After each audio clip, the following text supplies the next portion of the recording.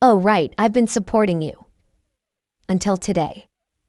The room fell silent, but that silence didn't end the night it started everything that came after. What they did next crossed a line no family ever should. Before I tell you what that silence led to, tell me, where are you listening from?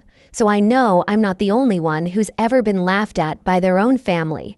And when you've heard the rest of my story, tell me, what would you have done if you were sitting at that table? I'm Grace Whitaker, 32, a UX researcher living in Seattle's Capitol Hill. From the outside, my life looks steady, clean apartment, stable job, quiet mornings. But what most people don't see is where half my paycheck goes. It disappears into the same black hole it's gone into for years, my family. My mother Linda was a nurse until her heart surgery forced her into early retirement. My father Thomas used to teach economics before moving into consulting, which usually means waiting for calls that never come. And then there's my sister Brooke, 4 years younger. Bright, charming, endlessly adored. She calls herself a fashion influencer, though what she really influences is my bank balance.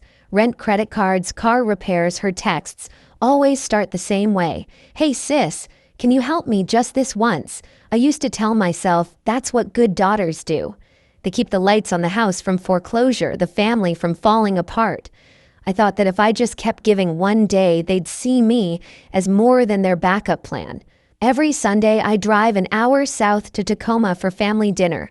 My mother insists it's tradition: roast chicken, mashed potatoes, something sweet at the end. The house still smells the same, like coffee and old wood polish. The photos on the wall are the same too: Brooke, in a white dress at her high school pageant, Dad shaking hands with someone important, Mom smiling in a hospital uniform. There isn't one photo of me alone. I'm always standing at the edge, half cropped out, the reliable one who showed up late because she had to finish work first. I don't complain. I bring wine, I help clean up, I ask about their week. They talk about Brooke's latest partnership, about Dad's potential client, about Mom's pills being too expensive. When the meal ends, Dad pats my shoulder like a colleague, not a daughter, and says, "Thanks for keeping things steady." Some nights on the drive back to Seattle, I tell myself this is just how families are: messy, imperfect, needy. Other nights I grip the steering wheel so tight my knuckles ache. Because deep down, I know it's not love that keeps me paying their bills. It's guilt, the kind they raised me on. That's why I didn't see the dinner last Sunday coming. I thought it would be like every other, one small talk, tension hidden under polite smiles. But that night, the air felt different, thick with something sharp and waiting. The kind of tension that makes even the silverware sound loud. That Sunday, the table looked the same as always. Chicken steaming in the center, a basket of rolls, wine glasses catching the amber light. But the warmth felt wrong, stretched too thin. My mother talked about Brooke's latest fashion event, how she'd been invited to a designer party in downtown Seattle. My father added something about great exposure and how proud we should be. I smiled, said all the right words, but my chest felt tight. Exposure didn't pay rent. Pride didn't erase the thousands I'd wired to keep her credit score alive. Brooke leaned back in her chair, phone in hand, scrolling as she half listened. Her laughter, sharp, dismissive, broke through my silence. "You know, Grace, you should come to one of those events. Maybe you'd finally meet someone." She looked up with that grin that never reached her eyes. "Where's your husband and kids, anyway?" "Oh, right, you don't have any." For a heartbeat, no one moved. Then Mom laughed. Soft, high-pitched, the kind she used when she wanted to smooth things over, but this time it carried something else. "Agreement," Dad chuckled too, shaking his head. "Don't tease your sister," he said lightly, but there was a smirk tugging at the corner of his mouth. I felt the world narrow. The smell of roasted garlic, the ticking wall clock, the clink of silverware, they all blurred into a hum. I'd worked every holiday, skipped vacations, paid their debts. And this was what they saw when they looked at me, someone incomplete.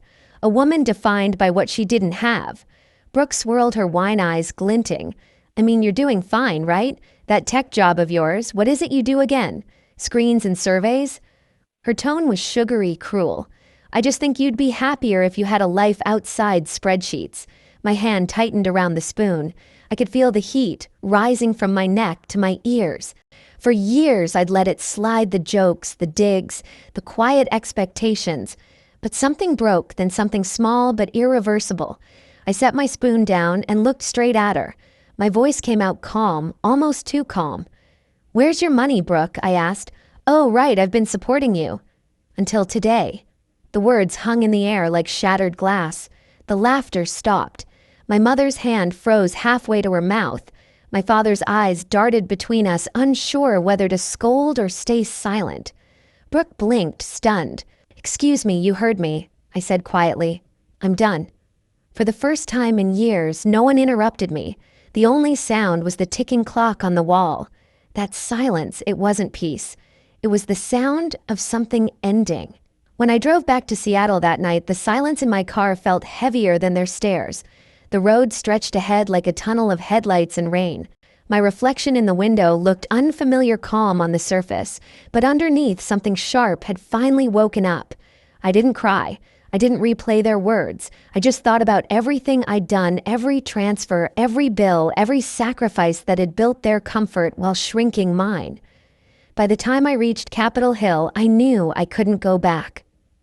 Inside my apartment, I kicked off my shoes and went straight to my desk.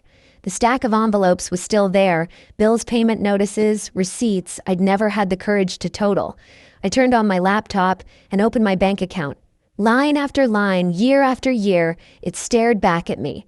Money to cover Brooke's tuition, Dad's mortgage, Mom's medication, the broken car, the new sofa, over $80,000 in 7 years. My chest tightened. I'd spent the best years of my life keeping everyone else afloat. The irony was brutal. I worked in fintech building tools to help people manage their money, while I couldn't manage to keep my own from bleeding away. That night, I hovered over the recurring transfer button I'd set up for my parents. The screen asked, "Are you sure you want to cancel this transfer?" I clicked. Yes. It was just one click, but it felt like cutting a cord that had strangled me for years. I sat back, exhaling for what felt like the first time in forever. The next morning, my phone started buzzing before I'd even finished my coffee. Mom first. "Sweetheart, did something happen? The mortgage payment didn't go through." Then Dad. "You forgot the house transfer." Then Brooke. "Hey, can you Venmo me rent's due?" I read every message, every guilt-laced word, and put the phone face down. By evening, there were voicemails, Mom's voice trembling, Dad's angry, Brooke's half accusing, half begging. By the end of the week, the calls turned desperate. "You can't do this to your family. You owe us after all we've done. You're being dramatic." I didn't respond to any of them. Instead, I started saving everything, the messages, the bank logs, the receipts, not out of spite, but because something inside me whispered that this wasn't over. Then came the text that confirmed it. "Come home Sunday. We need to talk." No greeting, no question, just an order. I stared at the message until the screen dimmed. My pulse slowed. If this was the war they wanted, I'd stop pretending I didn't know how to fight.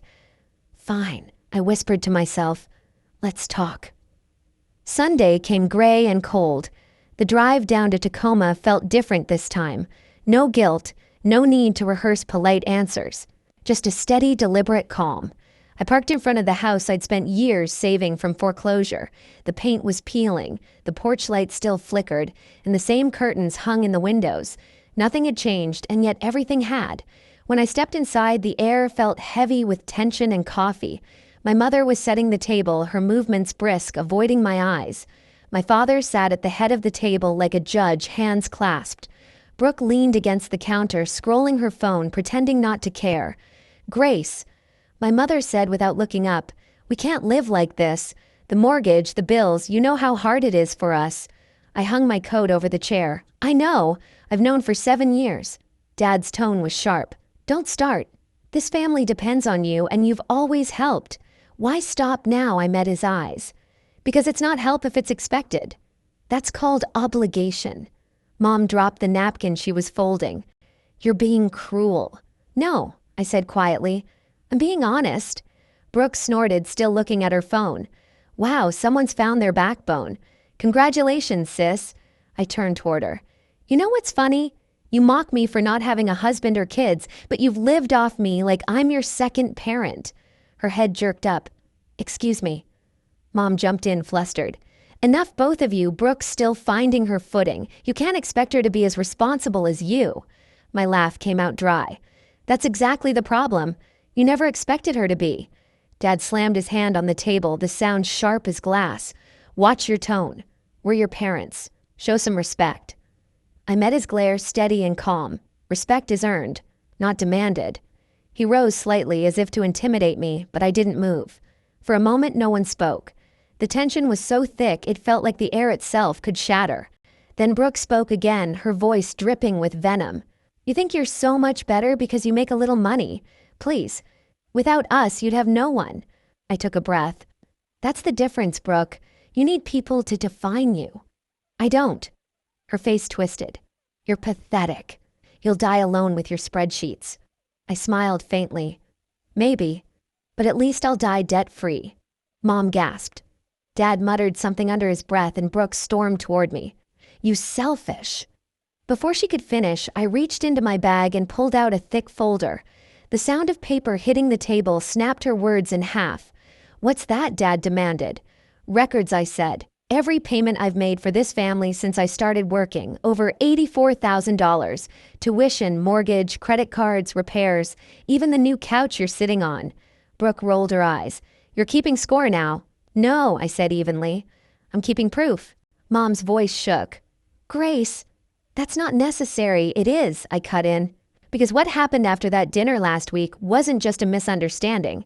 Dad frowned. What are you talking about? I slid another sheet toward him, a printed notice with his signature. This, the home equity loan you took out using my name.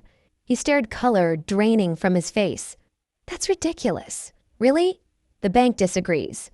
I pulled out another page stamped with an official seal. Forgery, identity theft, elder fraud, depending on how far I decide to go. Brooke froze, her eyes darting between us. You called the bank. I didn't just call, I said. I hired a lawyer, Rachel Tran. She's handling the case. Mom's hand flew to her chest. You brought in an outsider to turn against your own family. I looked at her steady. You stopped being my family when you used me like a wallet. You crossed a line when you signed my name. Dad leaned forward, voice low. You think you can threaten us? I didn't flinch. Not a threat, a timeline. You have 30 days to remove my name from every account and repay what you owe. If you don't, Rachel will file. The room went dead silent. The ticking clock on the wall sounded louder than ever. Brooke whispered, You wouldn't. Try me. For a long moment, no one spoke. Then Mom's tears began soft practiced. Sweetheart, we only did it to protect the house. You know your father's been struggling. We thought that I'd clean it up again, I said. You didn't think. You counted on it. Dad's face hardened.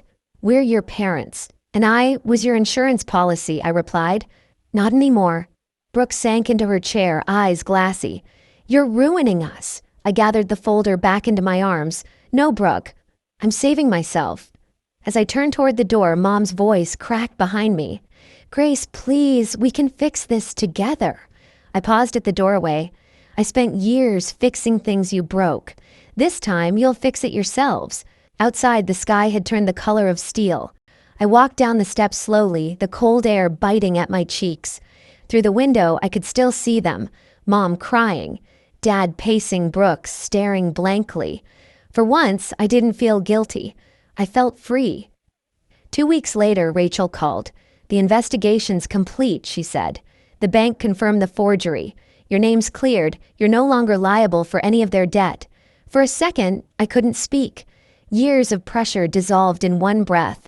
So, it's really over. Rachel's voice softened. Legally, yes. Emotionally, that's up to you. When I hung up, I stood by my apartment window, watching the city lights shimmer on the water. I thought about everything I'd lost trying to earn their love, and how letting go might be the only way to find peace. That night, I opened a bottle of wine I'd been saving, for no reason poured a glass, and raised it to the skyline. To endings, to beginnings, to silence that finally meant peace.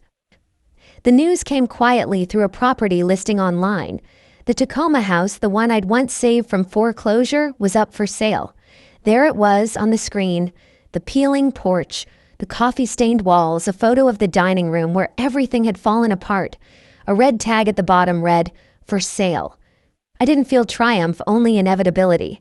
When you build a life on someone else's sacrifices, it always collapses eventually.